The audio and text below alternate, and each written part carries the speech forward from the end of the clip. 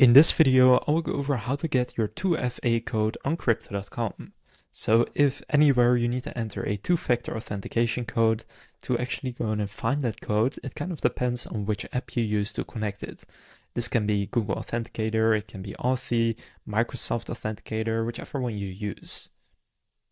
If you want to check that, click on the three lines in the top left, then click on your name at the top, then go to Security and Privacy, and here click on two-factor authentication. Here, if it is turned on, you will see it toggled on at the top. If you don't have your current account anymore, you can also reset it here. But if you do have it and you just want to know where to find your code, open up the app you connected.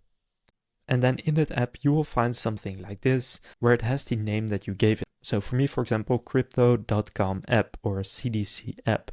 So you then just click on that code and you have now copied it. You can then go back here to Crypto.com and paste it in. And that is how to get your 2FA code on Crypto.com. If this video was helpful, please consider leaving a like and subscribing to my channel. With that being said, I will see you in the next video.